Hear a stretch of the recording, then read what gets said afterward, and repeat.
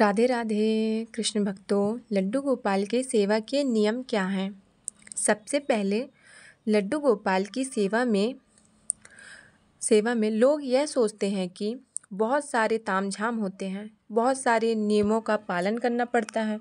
लड्डू गोपाल की सेवा तब हम कर पाएंगे।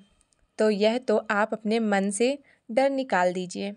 और काफ़ी सारे लोगों को यह बता दूं कि लड्डू गोपाल को सुबह उठाना पड़ता है, स्नान कराना पड़ता है, उनके वस्त्र डेली बदलने पड़ते हैं, डेली धुलने पड़ते हैं, भोग लगाना पड़ता है, पूजा अर्चना करनी होती है और रात्रि में उनको शयन कराना होता है।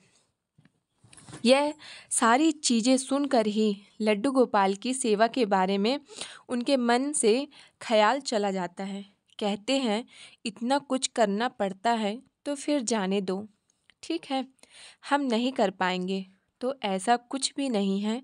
आज मैं बहुत साधारण शब्दों में बताने वाली हूँ कि लड्डू गोपाल की सेवा के ना तो कोई नियम है, ना ही कोई ऐसी किताब बनी है जिसमें लड्डू गोपाल की सेवा के नियम लिखे हुए हों कि आपको इसी प्रकार से लड्डू गोपाल को उठाना है या सुलाना है, लड्डू गोपाल को इसी प्रकार से, या लड्डू गोपाल की आपको इत्र से ही मालिश करनी है, या लड्डू गोपाल की आप किसी और चीज़ से मालिश नहीं कर सकते, घी से मालिश नहीं कर सकते, या रात में लड्डू गोपाल के पैर दबाकर ही सुलाइएगा।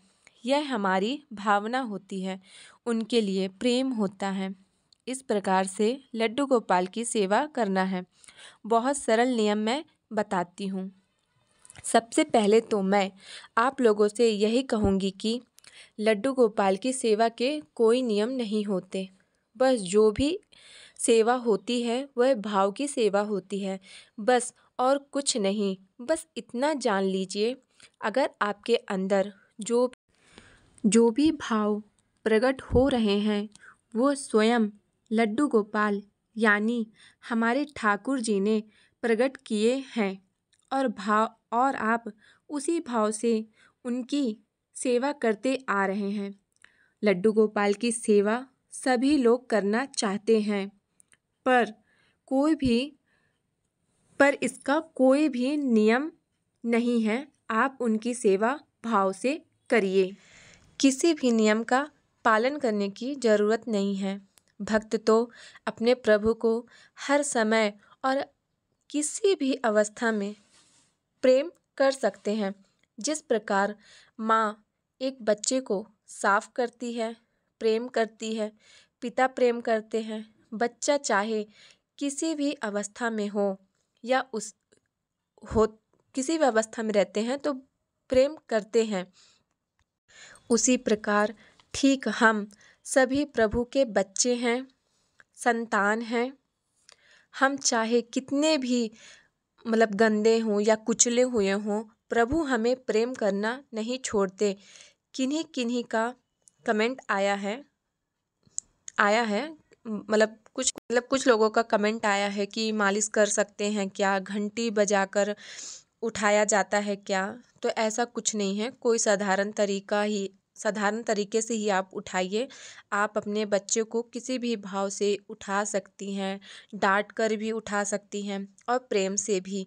और इन बातों का कोई मतलब नहीं है। कोई बोलता है या घंटी बजाकर उठाइए, पर आप ये सब बात अपने मन से निकाल दीजिए।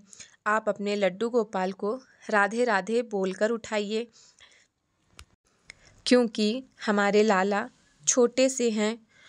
आप घंटी नहीं बजाइएगा, ताली नहीं बजाएंगी, ऐसे ही उठा देंगी तो क्या पाप लगेगा? ऐसा कुछ भी नहीं है, सब भाव है।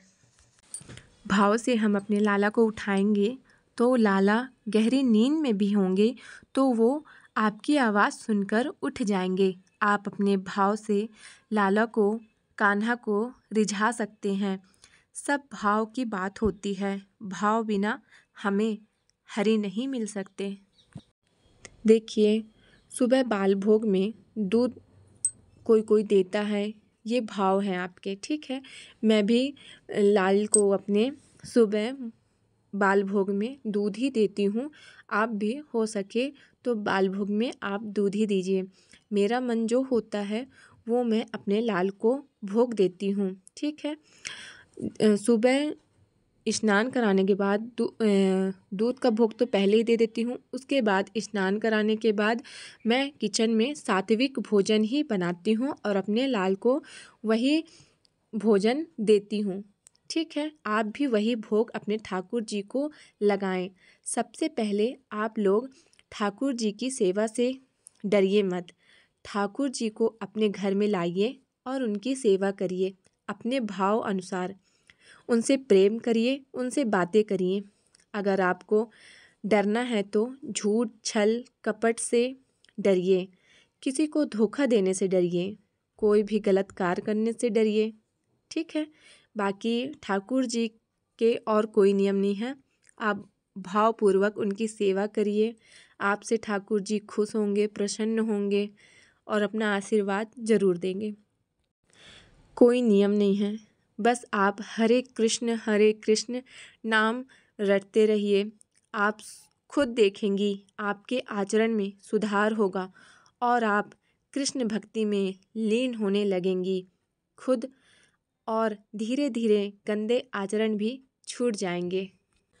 लड्डू गोपाल की सेवा के कोई नियम नहीं होते। जो भी सेवा प्रभु आपसे करवाना चाहेंगे वे अपने आप ही अपने मन में ऐसा भाव डाल देंगे जो खुद ब खुद आप उनकी सेवा उसी प्रकार करेंगे।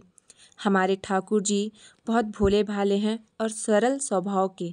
अगर आप सरलता से उनकी सेवा करेंगे तो आप उनको सरलता से ही पा सकेंगे। सच बताऊं तो और कोई तरीका नहीं है ठाकुर जी को पाने का, तो आप उनकी सरलता से ही सेवा करते रहिए।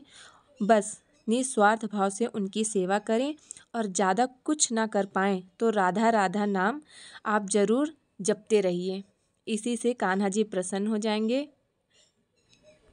तो ज़्यादा मत सोचिए, अपने ठाकुर जी लाइए और उनकी सेवा करते रहिए। अगर आपको कोई बात अच्छी लगी हो तो वीडियो को लाइक ज़रूर कीजिएगा, साथ ही चैनल को सब्सक्राइब करिएगा। राधे राधे। श्री हरिदास।